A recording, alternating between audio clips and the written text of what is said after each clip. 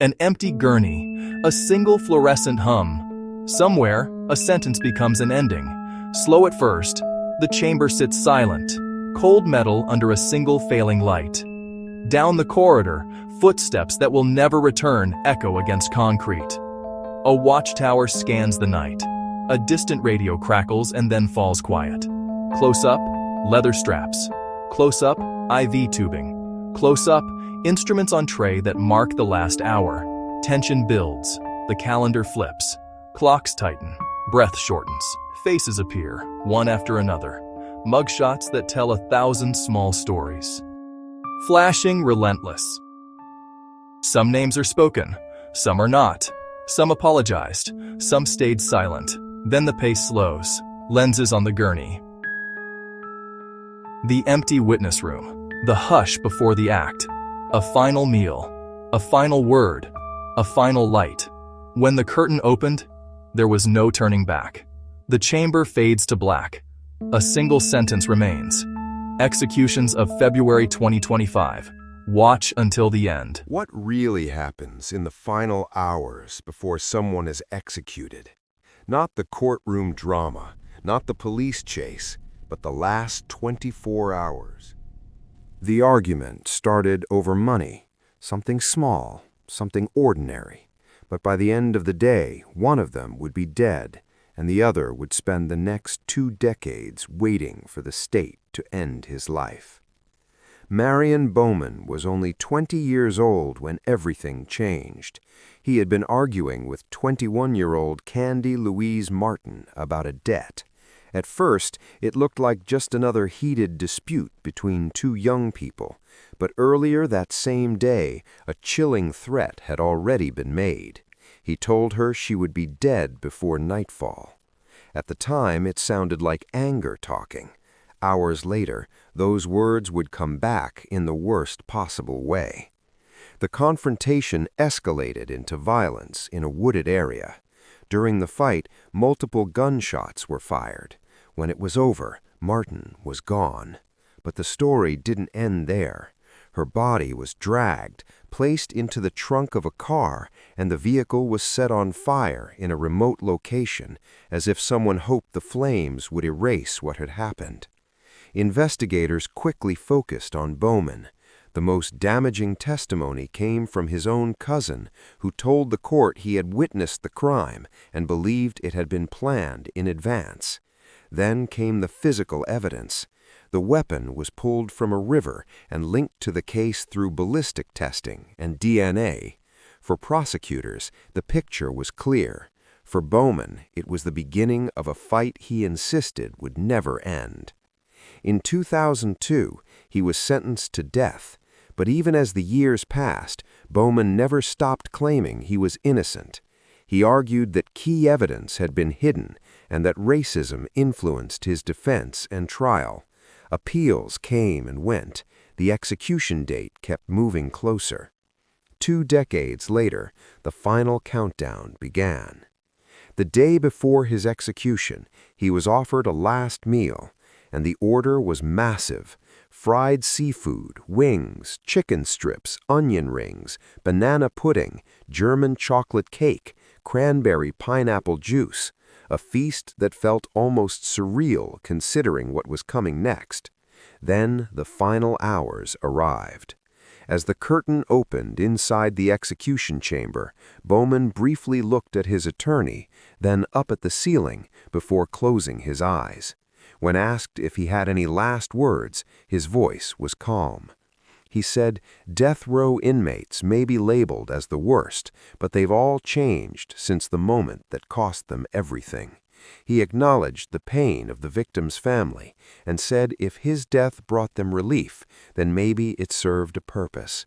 He ended by saying he hoped they would find peace. Minutes later, it was over. But just weeks after his execution, another case would leave witnesses shaken for an entirely different reason. It happened in a place where violence is the last thing anyone expects. A quiet church in Arlington, Texas. Late evening, only 2 people inside. Stephen Nelson was 24 years old and already on parole for a previous assault when he walked into North Point Baptist Church. His plan was robbery, quick, simple, in and out. But what unfolded inside the church would turn into one of the most disturbing crimes in recent Texas history. Reverend Clint Dobson, just 28 years old, and church secretary Judy Elliott, 69, were the only ones there. The attack began suddenly. Dobson was beaten and strangled with a computer cable before being suffocated with a plastic bag. Elliott survived, but the injuries she suffered would take years to recover from. The violence didn't end when the attack was over. Nelson stole Dobson's laptop, Elliott's credit cards, and her car. Then he used the cards to buy clothes and jewelry. He even sold the laptop for cash. It was reckless, careless, and it didn't take long for investigators to find him. Fingerprints, bloodstains on his shoes. The trail was impossible to ignore. He was arrested and convicted of capital murder. In Texas, that meant the death penalty. Years passed as appeals slowly ran out, and then the execution date was set. Unlike many other states, Texas had already ended the tradition of last meals after an inmate once made an enormous request and refused to eat it. So when Nelson faced his final day, there would be no special request, no final feast, just the final hours. On February 5, 2025, Nelson was brought into the execution chamber at the Huntsville State Penitentiary. His wife, Helen, watched from the witness room. She was allowed to bring her white service dog with her, a rare and deeply emotional detail that made the moment even more surreal. As the final minutes approached, Nelson repeatedly told her he loved her. Then he said something that left witnesses stunned. "It is what it is. Enjoy life." Moments before the drugs began to flow, he added, "I'm not afraid. I'm at peace. Let's ride, Warden." When the injection started taking effect, he turned his attention back to his wife and quietly said, "Let me sleep." His final word was simple: love. Witnesses reported that he gasped twice, his body trembling for a few seconds, before becoming completely still. 24 minutes later, he was pronounced dead. But the next execution would spark a wave of controversy unlike anything the state had seen before. This next case didn't just end a life, it ignited a national debate. Demetrius Terren Frazier had been on death row for decades, but what made his execution different was the method he chose. A method so controversial that critics and supporters were already arguing long before his final day arrived. His crimes dated back to the early 1990s. In Birmingham, Alabama, he broke into the apartment of 40-year-old Pauline Brown. What followed was a violent home invasion that ended with her losing her life after pleading to be spared. Months later, in Detroit, another attack left a 14-year-old girl dead after she tried to escape captivity in an abandoned house. Frazier was arrested soon after and confessed to both crimes. In 1996, he was convicted and sentenced to death in Alabama. For years, his case moved through the slow machinery of appeals. Decades passed, laws changed, public opinion shifted, but his sentence remained. Then, in 2018, Alabama introduced a new execution option: nitrogen hypoxia. Supporters described it as more humane. Critics called it experimental and deeply troubling. Frazier made a decision that surprised many. He chose this new method himself. By the time his execution date arrived, the eyes of the country were watching. The night before his execution, he was offered a last meal. His request stood in sharp contrast to the gravity of the moment: Taco Bell burritos and a Mountain Dew. Simple, familiar, almost ordinary. When the final hours arrived, the procedure began inside the execution chamber. Officials later confirmed he became the fourth person in Alabama to be executed using this method. When asked for his last words, Frazier didn't speak about controversy or the debates surrounding his death. Instead, he turned to the victim's loved ones and offered an apology. He said what happened should never have happened. Minutes later, the process was complete. But the next execution involved a crime so disturbing that even seasoned investigators struggled to process it.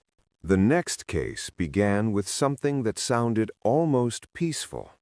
A fishing trip, a day on the water, a simple invitation between people who trusted each other. But the reality was far darker.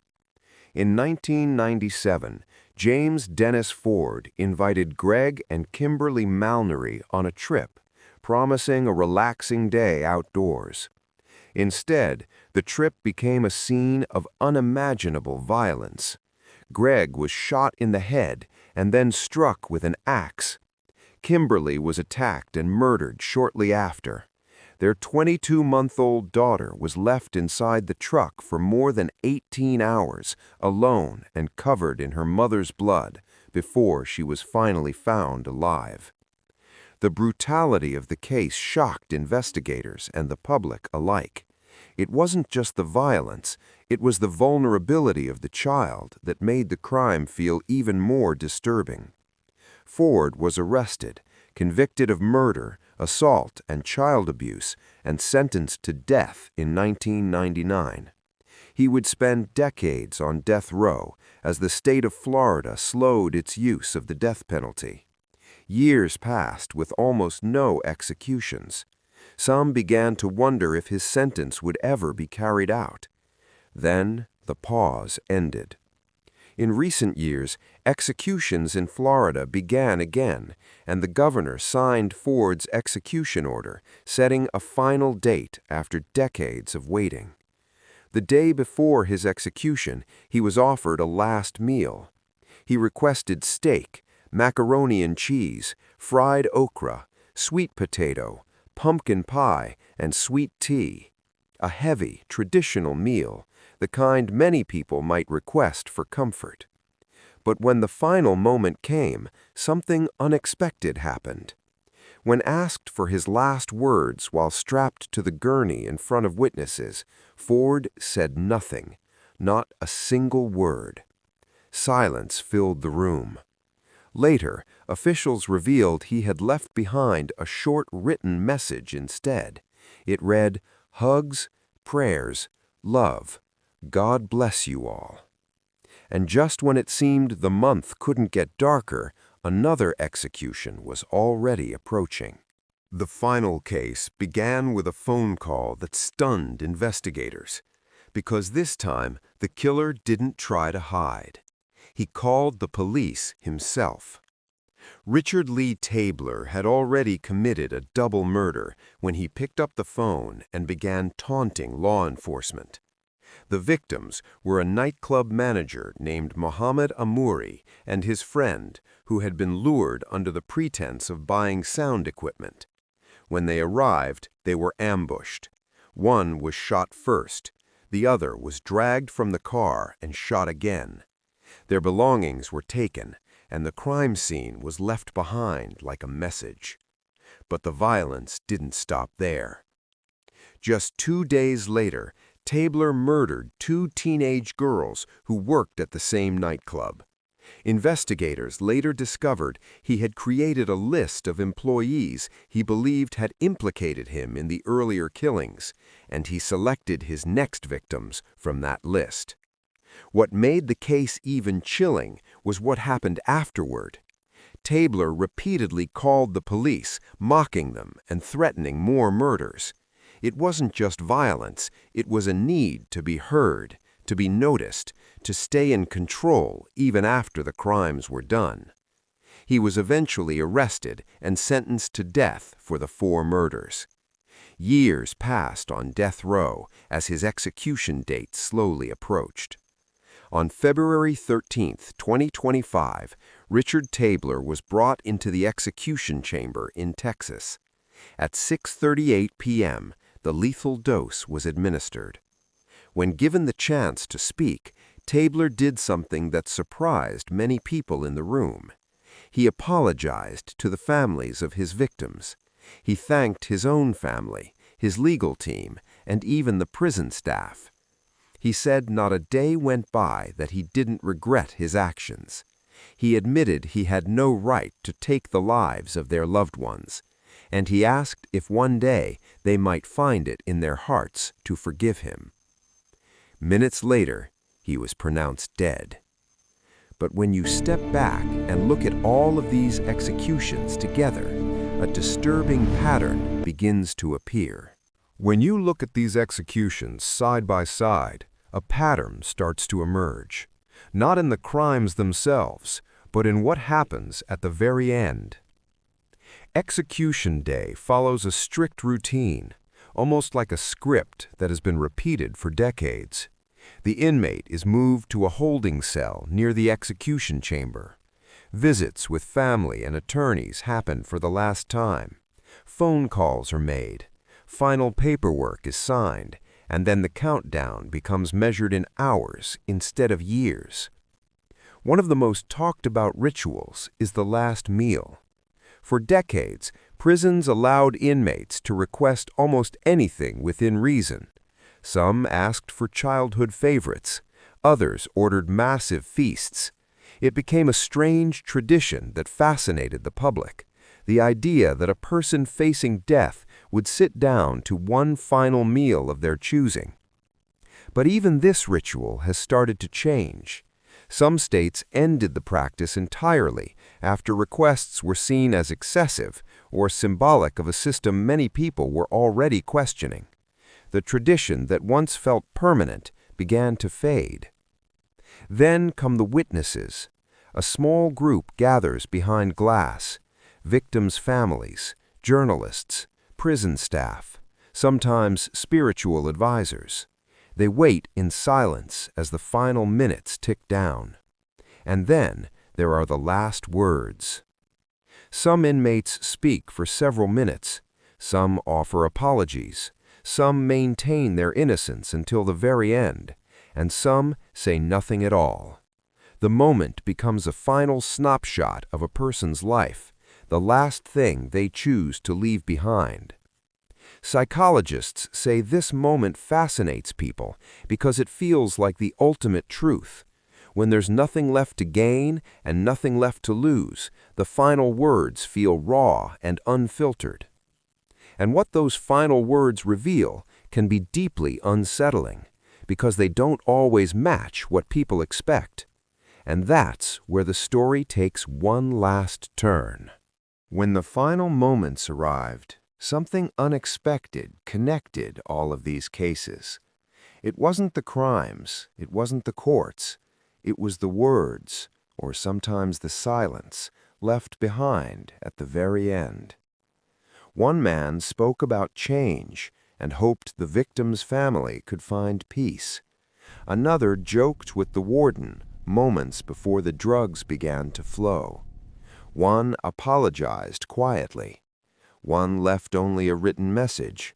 And one asked for forgiveness while knowing it would never undo what had been done. Love, regret, faith, silence, acceptance. The final statements were completely different, yet strangely similar at the same time. For years, these men had been defined by the worst moments of their lives. Courtrooms, evidence, appeals, and headlines had told their stories in one way. But in the final minutes, none of that mattered anymore. There were no juries left to convince, no appeals left to file. Just a microphone, a room full of witnesses, and the end of the timeline. Some used their last breath to say sorry. Some said they were at peace. One said nothing at all. And that silence might be the most unsettling part.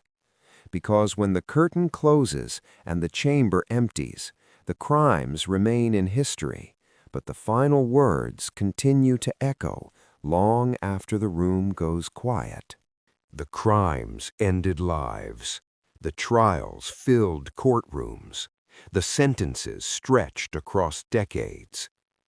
But in the end, every story led to the same room, the same clock, the same final question. Do you have any last words? Some answered with apologies, some with love, some with silence, and some insisted the world never knew the full truth. February 2025 became a reminder that the death penalty isn't just about the past. It's about the final moments that still happen today, behind closed doors, at an exact time, on an exact date. And once the curtain opens, the countdown never stops. Because long after the witnesses leave and the lights go out, the final words are the only thing left behind.